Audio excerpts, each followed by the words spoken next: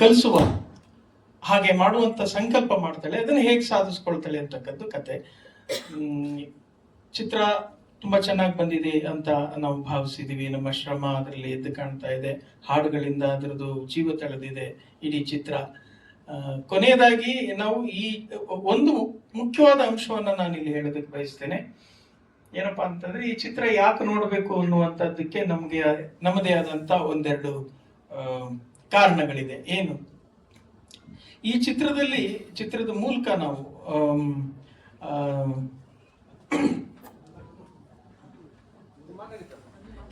ಮೂಲಕ ನಾವು ಒಂದು ಸಂದೇಶವನ್ನ, ಒಂದು ಸಾಮಾಜಿಕ ಕಾಳಜಿಯನ್ನ ನಾವು ಈ ಮಗುವಿನ ಮೂಲಕನೇ ಹೇಳಿಸೋ ಪ್ರಯತ್ನ ಮಾಡಿದೀವಿ. ಏನಪ್ಪಾ ಅಂತಂದ್ರೆ, ಚಿತ್ರದ ಕೊನೆಯಲ್ಲಿ ಈ ಪಾತ್ರ ಒಂದು ಮನವಿಯನ್ನ ಮಾಡಿಕೊಳ್ಳುತ್ತದೆ. ಅದು ಸಂತೋಷ್ ಲಾಡ್ ಅವರು ಮಾಡಿರುವಂತಹ ಒಂದು ಪಾತ್ರದಲ್ಲಿ ಏನಪ್ಪಾ ಅಂದ್ರೆ, ಇಡೀ ಕರ್ನಾಟಕ ಪೂರ್ತಿ ಕನ್ನಡಿಗರಿಂದ ತುಂಬಿರಬೇಕು ಅನ್ನುವಂತ ರೀತಿಯಲ್ಲಿ. ಅಂದ್ರೆ, ನಾನು ಮನಸ್ಸು ಮಾಡಿ ಒಂದು ಹಳ್ಳಿಯನ್ನು ಬದಲಾಯಿಸಿದೆ, ಹಾಗೆ ನನ್ನ ಹಾಗೆ ಲಕ್ಷಾಂತರ ಮಕ್ಕಳಿದ್ದಾರೆ. ಪ್ರತಿ ಮಕ್ಕಳು ಕೂಡ ಒಂದು 10 ಜನಕ್ಕೆ ವಿದ್ಯಾದಾನ ಮಾಡಿದ್ರೆ ಇಡೀ ಕರ್ನಾಟಕ ಇನ್ನೊಂದು 5 ವರ್ಷದಲ್ಲಿ ಕನ್ನಡಿಗರಿಂದ ತುಂಬಿರ್ತದೆ. ಇದಕ್ಕೆ ನಿಮ್ಮೆಲ್ಲರ ಸಹಕಾರ ಬೇಕು ಅಂತ ಒಂದು ಮನವಿ ಮಾಡೋ ಮೂಲಕ ನಾವು ಅದನ್ನ ಚಿತ್ರಕ್ಕೆ ಒಂದು ತಾರ್ಕಿಕ ಅಂತ್ಯ ಕೊಟ್ಟಿದ್ದೀವಿ. ಇದೇ ಉದ್ದೇಶ. ಈ ಸಿನಿಮಾವನ್ನ ಯಾಕೆ ಮಕ್ಕಳು ನೋಡ್ಬೇಕು ಅಂದ್ರೆ, ಚಿತ್ರದಿಂದ ಒಂದು ಸ್ಫೂರ್ತಿ ಪಡೆದು ಪ್ರತಿ ಮಕ್ಕಳು ಕೂಡ ಕನಿಷ್ಠ ಒಂದು 10 ಜನಕ್ಕೆ ವಿದ್ಯಾದಾನ ಮಾಡಬೇಕು ಅನ್ನುವಂತ ಸಂಕಲ್ಪ ಮಾಡಬೇಕು. ಒಬ್ಬ ಗುರುಗಳು ಕನಿಷ್ಠ ಆ ರೀತಿಯ 10 ಮಕ್ಕಳನ್ನ ಗುರುತಿಸಿ ಅವರಲ್ಲಿ ಸ್ಫೂರ್ತಿ ತುಂಬಿ ಪ್ರೋತ್ಸಾಹ ನೀಡಿ ಮಾರ್ಗದರ್ಶನ ಮಾಡಿದ್ರೆ ಒಬ್ಬ ಶಿಕ್ಷಕರಿಂದ 100 ಜನ ಕನ್ನಡಿಗರಾಗೋದಕ್ಕೆ ಸಾಧ್ಯ ಇರ್ತದೆ. ಹಾಗೆ ಇನ್ನು ದೊಡ್ಡವರು ಯಾಕೆ ನೋಡ್ಬೇಕಂತಂದ್ರೆ, ಮಕ್ಕಳನ್ನ ಮನಸ್ಥಿತಿಯನ್ನ ಅರ್ಥ ಮಾಡಿಕೊಂಡು ಪೋಷಕರು ಅವರಿಗೆ ಪ್ರೋತ್ಸಾಹ ನೀಡೋದಕ್ಕೆ, ಮತ್ತೆ ಜನಗಳು ನೋಡಿ ಅವರ ಈ ಕಾರ್ಯವನ್ನ ಪ್ರೋತ್ಸಾಹಿಸೋದಕ್ಕೆ, ಟೋಟಲ್ ಆಗಿ ಪ್ರತಿಯೊಬ್ರು ಕೂಡ ಈ ಸಿನಿಮಾವನ್ನ ಯಾಕೆ ನೋಡ್ಬೇಕು ಅನ್ನುವಂತಹ ನಮ್ಮದೇ ಆದ ನಿರ್ದಿಷ್ಟ ಕಾರಣಗಳಿದೆ. ಇದೆಲ್ಲವನ್ನ ಮುಂದಿಟ್ಟುಕೊಂಡು ಕನ್ನಡಿಗರಲ್ಲಿ ನಾವು ಸಂಪೂರ್ಣವಾಗಿ ವಿನಮ್ರವಾಗಿ ಮನವಿ ಮಾಡ್ತಾ ಇದ್ದೀನಿ. ಚಿತ್ರವನ್ನ ದಯವಿಟ್ಟು ಚಿತ್ರಮಂದಿರಗಳಲ್ಲಿ ನೋಡಿ, ಹರಸಿ, ಹಾರೈಸಿ.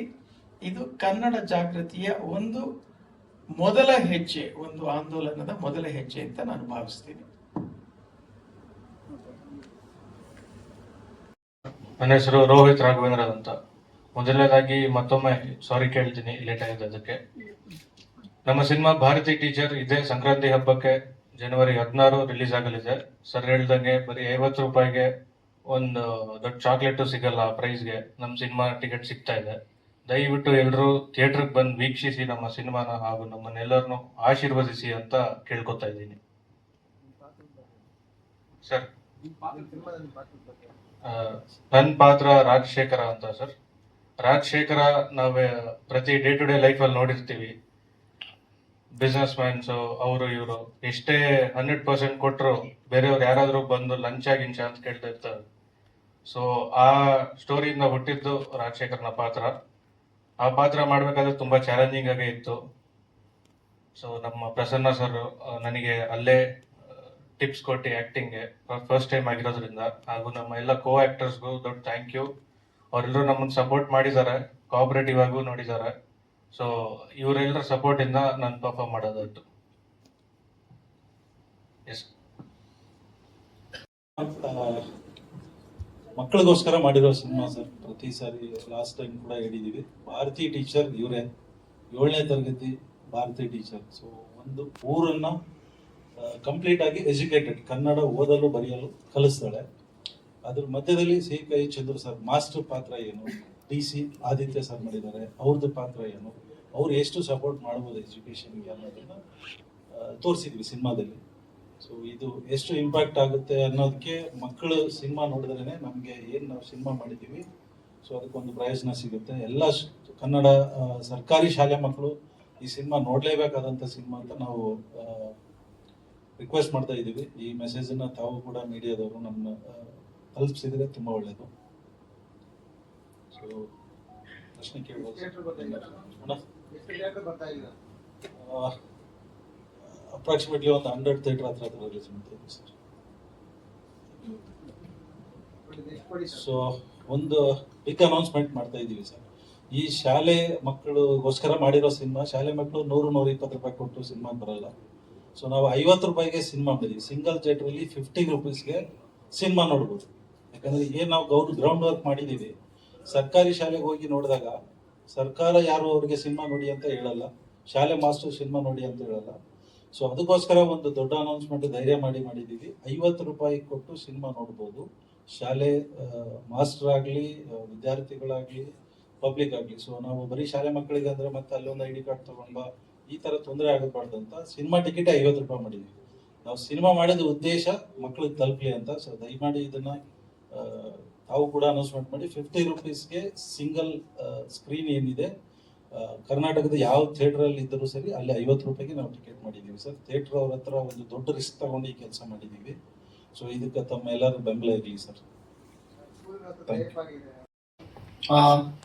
ಏನಂದ್ರೆ ನಾವು ಆಲ್ರೆಡಿ ಮುಂಚೆನೆ ಹೇಳಿದ್ದಾರೆ, ಆಲ್ರೆಡಿ ಎಲ್ಲ ಮಾತಾಡಿದ್ದಾರೆ ಸರ್. ಇದು ನಾವು 50 ರೂಪಾಯಿ ಮಾಡಿದ್ದು ಯಾವುದೇ ರೀತಿ ಜನ ಕ್ರೌಡ್ ಫುಲ್ ಆಗಬೇಕು ಆ ಥರ ಈ ಥರ ಏನು ಬೇರೆ ಇಂಟೆನ್ಷನ್ ಅಲ್ಲ.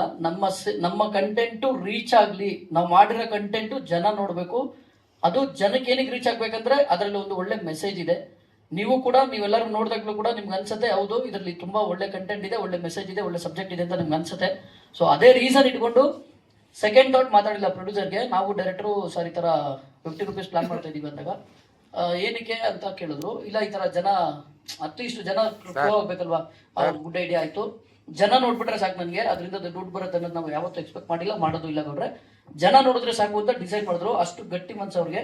ಬಿಕಾಸ್ ನಾನು ಸ್ಟಾರ್ಟಿಂಗ್ ಡೇನು ಹೇಳಿದೆ ಅವ್ರಿಗೇನು ಈ ಸಿನಿಮಾ ಮಾಡ್ಬೇಕಾಗಿರೋದು ಕಮರ್ಷಿಯಲಿ ನಾನೇನೋ ಇದು ಮಾಡ್ಕೋತೀನಿ, ಸಾಧನೆ ಮಾಡ್ತೀನಿ ಆ ಥರ ಅಲ್ಲ.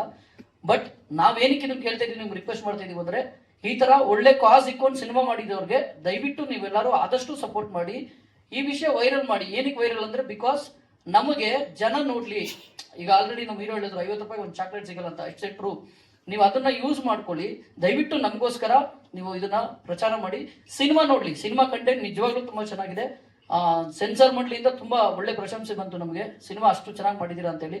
Because it's A good content. ಅದು ಕಾಸ್ ಹಂಗಿದೆ. ಕನ್ನಡ ನಾವು ಅನ್ಕೋಬಹುದು ಇವಾಗೇನು ಕನ್ನಡ ಮರ್ತೋಗಿದೆ ಇಲ್ವಾ ಅಂತಲ್ಲ. ಅಂದ್ರೆ ನಮ್ಮಲ್ಲೇ ಎಷ್ಟೋ ಜನಕ್ಕೆ ಕನ್ನಡ ಓದಕ್ ಬರುತ್ತೆ, ಬರೆಯಕ್ ಬರಲ್ಲ, ಬರೆಯಕ್ ಬರುತ್ತೆ, ಓದಕ್ ಬರಲ್ಲ, ಈ ತರ ತುಂಬಾ ಜನ ಇದ್ದಾರೆ. ಸೊ ಅದನ್ನೆಲ್ಲ ನಾವು ಎಜುಕೇಟೆಡ್ ಮಾಡ್ತಾ ನಮ್ಮ ಕನ್ನಡನ ಸ್ವಲ್ಪ ಉಳಿಸ್ಬೋದು ಅನ್ನೋದಕ್ಕೋಸ್ಕರ ಇದು ಸಿನಿಮಾ. ದಯವಿಟ್ಟು ಇವತ್ತು ನಾವು ಏನ್ ಮಾಡ್ತೀವೋ ಈ ಕನ್ನಡ ಪ್ರಚಾರ, ನಾಳೆ ದಿನ ಅದು ನಮ್ಗೆ ಹೆಲ್ಪ್ ಮಾಡ್ತಾ ಹೋಗುತ್ತೆ. ಸೊ ಅದಕ್ಕೆ ನಾವೇನ್ ಮಾಡಿದೀವಿ, ಡೈರೆಕ್ಟರ್ ಹೇಳ್ದಂಗೆ ಬುನಾದಿ ಸ್ಟಾರ್ಟಿಂಗ್ ಅಲ್ಲಿ ಮಕ್ಳು ಚೇಂಜಸ್ ಹೇಳಿದ್ರೆ ಕೇಳ್ತಾರಂತೆ ದೊಡ್ಡವರು. ಈಗ ನಮ್ಮನೇನು ನಮ್ಮ ಮಗು ಏನೋ ಹೇಳಿದ್ರೆ ನಾವು ಸ್ವಲ್ಪ ಅದನ್ನ ಕೇಳ್ಕೊತೀವಿ, ಅಟ್ಲೀಸ್ಟ್ ಕಿವಿಗೆ ಹಾಕೋತೀವಿ. ಅದಷ್ಟೇ ಇಂಟೆನ್ಷನ್. ದೊಡ್ಡವ್ರು ಹೇಳಿದ್ರೆ ಕೇಳಲ್ಲ ಅಂತಲ್ಲ, ಬಟ್ ಮಕ್ಳು ಹೇಳಿದ್ರೆ ಸ್ವಲ್ಪ ಮಕ್ಳಿಗೆ ಅಂದ್ರೆ ಮನ್ಸಿಗೆ ಬೇಗ ನಾಟ್ಬೋದು ಅನ್ನೋದು ಒಂದು ನಮ್ಮ ಕಾನ್ಸೆಪ್ಟ್ ಅಷ್ಟೇ. ಸೊ ಆ ರೀಸನ್ ಇಂದ ಇದನ್ನ ಸಿನಿಮಾ ಮಾಡಿರೋದು.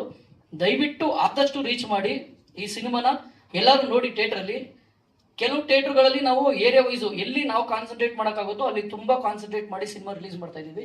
ಕೆಲವು ಕಡೆ ಇನ್ ಕೇಸ್ ಬಂದಿಲ್ಲ, ನಮ್ಗೆ ಅಲ್ಲಿ ರಿಕ್ವೈರ್ಮೆಂಟ್ ಇದೆ ಅಂತ ಅನ್ಸಿದ್ರೆ ಅದನ್ನು ಕೂಡ ನಾವು ನೆಕ್ಸ್ಟ್ ವೀಕಲ್ಲಿ ಓಪನ್ ಮಾಡ್ಕೊಂತೀವಿ. ಸೊ ಒಂದು ಸೋಷಿಯಲ್ ಕಾಸ್ ಇರೋ ಸಿನಿಮಾ ವಿತೌಟ್ ಎನಿ ಅಂದ್ರೆ ರಿಟರ್ನಬಲ್ ಎಕ್ಸ್ಪೆಕ್ಟ್ ಮಾಡದಲ್ಲೇ ಮಾಡಿರೋಂಥ ಸಿನಿಮಾ. ದಯವಿಟ್ಟು ಇಂಥ ಸಿನಿಮಾಗೆ ಸಪೋರ್ಟ್ ಮಾಡಿ. Thank you. 14ನೇ ತಾರೀಕು ಎಲ್ಲರೂ ಥಿಯೇಟರ್ ಬಂದು ಸಿನಿಮಾ ನೋಡಿ. ದಯವಿಟ್ಟು ಸ್ಟಾಪ್ ಪೈರಸಿ. ನಮ್ಮ ಈ ಸಿನಿಮಾದಲ್ಲಿ ಕೂಡ ಒಂದು ಮೆಸೇಜ್ ಇದೆ, ದಯವಿಟ್ಟು ಪೈರಸಿ ಮಾಡಬೇಡಿ. ದಯವಿಟ್ಟು ಸಿನಿಮಾನ ಚಿತ್ರಮಂದಿರದಲ್ಲೇ ನೋಡಿ. Thank you. ಅಂತ ಇದರಲ್ಲಿ ನಾನು ಯಶಿಕಾ ಅವರ ತಾಯಿ ಪಾತ್ರ ಅಂದ್ರೆ ಭಾರತಿ ಟೀಚರ ತಾಯಿಯ ಪಾತ್ರ ಮಾಡಿದ್ದೀನಿ. ಜಯಕ್ ಅಂತ ನನ್ನ ಪಾತ್ರದ ಹೆಸರು. ನೀವು ಈಗಾಗಲೇ ಸ್ಕ್ರೀನ್ ಅಲ್ಲಿ ನೋಡಿದ್ರಿ ಅಮ್ಮ ಮಗಳ ಬಾಂಧವ್ಯನ. ನನ್ನ ಮೂವಿಯಲ್ಲಿ ಕೂಡ ಅಷ್ಟೇ ತುಂಬಾ ಚೆನ್ನಾಗಿ ಮೂಡ್ ಬಂದಿದೆ. ನೀವೆಲ್ಲರೂ ನೋಡಿ. ಹಾಗೆ ಈ ಒಂದು ಚಿತ್ರನ ಫ್ಯಾಮಿಲಿ ಕೂತ್ಕೊಂಡು ನೋಡುವಂತ ಫಿಲಂ ಅಂತ ಹೇಳ್ಬಹುದು. ಹಾಗೆ ಮಕ್ಕಳು ಕೂಡ ಖಂಡಿತ ನೋಡ್ಬೇಕು. ಈಗಾಗ್ಲೇ ನೋಡ್ತೀರಾ ಎಲ್ಲಾ ಊರುಗಳಲ್ಲೂ ಮಕ್ಕಳು ಆಡುವಾಗ ಟೀಚರ್ ಟೀಚರ್ ಅಂತ ಎಲ್ಲ ಆಡ್ತಾರೆ. ಆ ಒಂದು ಮುಗ್ಧತೆನ ನನ್ನ ಮಗಳು ತುಂಬಾ ಚೆನ್ನಾಗಿ ಈ ಒಂದು ಚಿತ್ರದಲ್ಲಿ ಅತ್ಯುತ್ತಮವಾಗಿ ಮೂಡಿ ಬಂದಿದೆ. ಎಲ್ಲರೂ ನೋಡಿ ಆಶೀರ್ವದಿಸಿ ಚಿತ್ರಮಂದಿರದಲ್ಲಿಯೇ ಬಂದು ನೋಡಿ ಅಂತ ಕೇಳ್ಕೊಳ್ತೀನಿ. ಹೀಗೆ ನೀವು ನೋಡಿ ಮತ್ತೆ ಇನ್ನೊಬ್ರಿಗೂ ಹೇಳಿ ಎಲ್ಲರೂ ಚಿತ್ರಮಂದಿರದಲ್ಲಿ ನೋಡಕ್ಕೆ ಪ್ರೋತ್ಸಾಹ ಕೊಡಿ ಅಂತ ಕೇಳ್ಕೊಳ್ತೀನಿ.